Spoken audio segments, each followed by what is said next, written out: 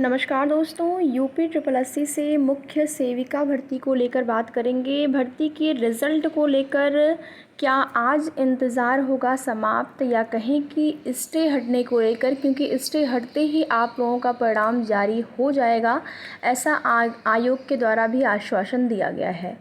आयोग में जब भी मुख्य सेविका बहनें जाती हैं तो उनसे यही कहा जाता है कि आप लोगों के स्टे की वजह से देरी हो रही है, जैसे ही स्टे हटेगा हमारी तरफ से कोई भी डिले आपके रिज़ल्ट को लेकर नहीं होने वाला है।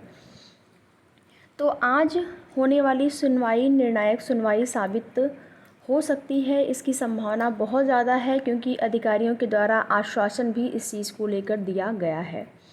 और आप देखेंगे जो पिछली सुनवाई में पिछली डेट जब लगी हुई थी तो उस टाइम जो भी कुछ कोर्ट में हुआ, जो भी सेम ग्राउंड की याचिकाएं थीं उनको एक साथ कनेक्ट कर दिया गया। और कई ऐसी भर्तियां हैं जब भी ऐसा होता है कि अलग अलग याचिकाएं लोग डालते हैं, लेकिन जब माननीय न्यायालय के द्वारा ये देखा जाता है कि उसका ग्राउंड सेम है तो उन सारी याचिकाओं को एक साथ कनेक्ट करके सुनवाई की जाती है और तब संभावना भी ज़्यादा रहती है कि मामले का निस्तारण हो जाएगा। तो आज की डेट में टोटल आपकी 5 याचिकाएं हैं जो कनेक्टेड हैं, 4-5 याचिका है जिस पे की सुनवाई होगी और मामले के निस्तारण होने की संभावना। देखिए, पहले तो ये लग रहा था कि हो सकता है 1-2 डेट और भी लग जाए, लेकिन अधिकारी ने आश्वासन जब दे दिया, जब बहनें उनसे पूछी कि रिज़ल्ट आ जाएगा हम मान लें, तो उन्होंने बोला कि स्टे हट जाएगा। आप लोगों ने सुना होगा वो वीडियो, काफ़ी लोगों ने देखा है। उन्होंने ये बोला है कि स्टे आपका हट जाएगा 4 तारीख को।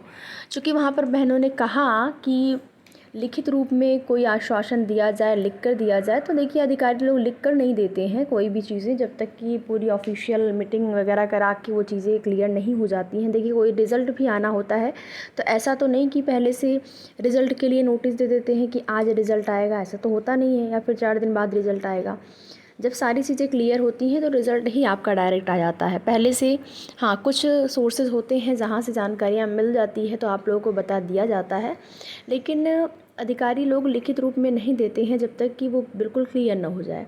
तो लेकिन आज जो है आप लोगों की निर्णायक सुनवाई होने वाली है, इसकी संभावना 99% है कि आज मामले का निस्तारण हो जाएगा। तो क्या रिज़ल्ट इस महीने जारी हो जाएगा? अभ्यर्थियों के मन में ये सवाल होगा कि अगर मामले का निस्तारण हो जाता है तो क्या इसी महीने में ये परिणाम आ जाएगा? तो इसको लेकर एक अगर देखेंगे यूपी ट्रिपल एससी अगर अध्यक्ष की बात करें, जैसे कि लोग कहेंगे कि अध्यक्ष नहीं है तो परिणाम कैसे आएंगे, तो अभी परिणाम आपके आए भी हैं बिना अध्यक्ष के, जो है यहाँ पर परिणाम आए हैं, ऐसा नहीं है कि नहीं आया है। तो परिणाम आपका भी आ सकता है इस महीने। और यहाँ पर जो योग्यता संबंधित चीज़ें हैं उसमें आरटीआई से जवाब लिया गया था, मांगा गया था। कुछ क्वेश्चन थे जिस पे कि जो बीए बीएससी वाला मैटर है या फिर वो आपका विशेष विषय तीनों ईयर आपके होने चाहिए या फिर 2 ईयर रहेंगे तब भी आप योग्य हैं भर्ती के लिए। इसको लेकर देखिए अभी कोई रिप्लाई आया नहीं हुआ है, कोई भी रिप्लाई अभी नहीं आया है। आज आना चाहिए था अभी तक, लेकिन अभी तक आया नहीं है। जैसे ही इसके बारे में कोई भी जवाब आता है आपको उसकी सूचना भी दी जाएगी। तो आज आप लोगों की सुनवाई लगभग 1 या 2 बजे के आसपास की संभावना है कि आपको देखने को मिलेगी सुनवाई। उसके बाद सारी चीज़ें क्लियर हो जाएंगी आज क्या हुआ, तो उसके लिए थोड़ा सा आप लोग वेट करिए। और कुछ अन्य भर्तियों से संबंधित न्यूज़पेपर के माध्यम से आप सभी देख लीजिएगा अपडेट अगर आपके काम का हो, जिसमें कि यूपी ट्रिपल एससी अध्यक्ष को लेकर भी चीज़ें यहाँ पर बताई गई हैं। कब तक अध्यक्ष की नियुक्ति होनी है, तो प्रक्रियाओं में कब तक तेज़ी आएगी, यूपी ट्रिपल एससी आयोग की भर्तियों में कब तक तेज़ी आएगी, इसको लेकर ये चीज़ें जो है थोड़ा सा यहाँ पर क्लियर होंगी आपकी। तो जैसा कि आप लोग यहाँ पर देख पा रहे होंगे, यूपी ट्रिपल एससी अध्यक्ष पद के लिए फिर जारी होगा विज्ञापन। पिछली बार आए थे 50 आवेदन। उत्तर प्रदेश अधीनस्थ सेवा चयन आयोग के अध्यक्ष पद के लिए दोबारा से विज्ञापन जारी होगा। जुलाई में जारी हुए विज्ञापन के आधार पर 50 लोगों ने आवेदन किया, लेकिन इनमें से एक का भी नाम फाइनल नहीं हो सका। प्रदेश सरकार ने नए सिरे से विज्ञापन जारी करने के निर्देश भी दे दिए हैं। यानी कि नए सिरे से अब निर्देश मिला है। कुछ समय पहले यूपीएससी के अध्यक्ष प्रवीण कुमार ने इस्तीफा दे दिया था। अभी उनका कार्यकाल जो है दिसंबर 2024 तक था, इसलिए सरकार ने जुलाई में इस पद पर चयन के लिए विज्ञापन निकाला था। तो जो है फिर से विज्ञापन जारी होगा, तो आप मान के चलिए कि टाइम यहाँ पर थोड़ा सा लग सकता है, हो सकता है कि महीना 2 महीने का टाइम लग जाए। बाकी कुछ यहाँ पर 4000 स्कूलों में कंप्यूटर हैं, शिक्षक नहीं। आप देखेंगे स्कूलों में उपलब्ध कराए गए थे सब संसाधन। यूपी के 4000 माध्यमिक स्कूलों में कंप्यूटर है, लैब है, फर्नीचर है, बाकी ज़रूरी जो सभी संसाधन है, लेकिन पढ़ाने के लिए शिक्षक ही नहीं है। स्थिति है उत्तर प्रदेश के भर के उन 4000 राजकीय एवं सहायता प्राप्त माध्यमिक विद्यालयों की, जहां कंप्यूटर शिक्षा देने के लिए उनके शिक्षक ही नहीं हैं।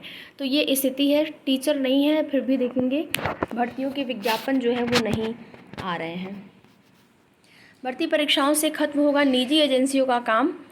राज्य सरकार भर्ती परीक्षाओं को यहाँ पर देखेंगे कि बिल्कुल ऐसा ना हो, कोई भी फर्जीवाड़ा ना हो सके, इसके लिए निजी एजेंसी जो है की दखल अंदाजी को ख़त्म करने जा रही है। संघ लोक सेवा आयोग की तर्ज पर उत्तर प्रदेश में भी भर्ती परीक्षाओं के लिए पेपर तैयार कराने के लिए से लेकर छपाई का काम किया जाएगा।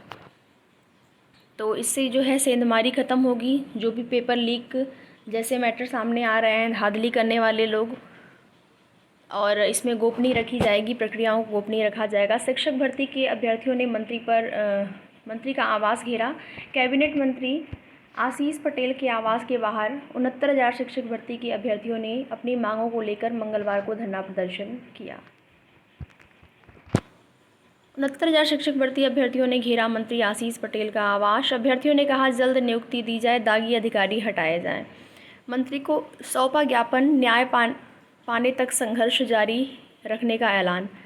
और इसी बीच आप देखेंगे कई अभ्यर्थियों के जो है तबीयत भी बिगड़ गई। धरना प्रदर्शन चल रहा है और यहाँ पर आरक्षित वर्ग के अभ्यर्थी लगातार जो है अनवरत रूप से उनका धरना चल रहा है कि जल्द से जल्द मेरिट लिस्ट को संशोधित करके दोबारा से जारी किया जाए।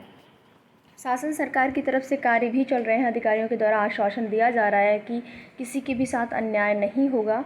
जो यहाँ पर चयनित शिक्षक हैं, जिनका चयन हो गया है, अनारक्षित वर्ग के जो हैं इनके लिए भी जो है सरकार ने आश्वासन दे दिया है। लेकिन मैटर जो है सुप्रीम कोर्ट में पहुँच गया है, इसकी सूचना आप सभी को मैंने दी थी। तो यही सारी चीज़ें हैं। बाकी आप यहाँ पर देख सकते हैं गणित और विज्ञान के शिक्षकों की भाषा कमज़ोर, 30% से कम अंक आने पर भी हुई नियुक्ति। सूचना के अधिकार के तहत मांगी गई थी जानकारी पर बीपीएससी का जवाब आया हुआ है और जवाब ये है कि गणित और विज्ञान के शिक्षक की जो भाषा है वो कमज़ोर है, तो 30% से कम अंक आने पर भी उनकी नियुक्ति हुई है। कक्षा 6 से 8वीं में 28 और कक्षा 9वीं से 10वीं में राज्य के 53 शिक्षकों की हुई नियुक्ति।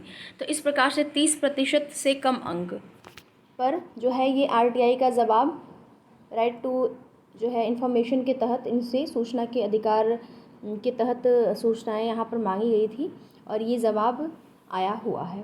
बाकी अन्य भर्तियों संबंधित जो भी जैसी भी सूचना होगी आप सभी को उसकी जानकारी समय समय पर इस चैनल के माध्यम से दी जाएगी। तो वीडियो में लास्ट तक बने रहने के लिए आप सभी का बहुत बहुत धन्यवाद।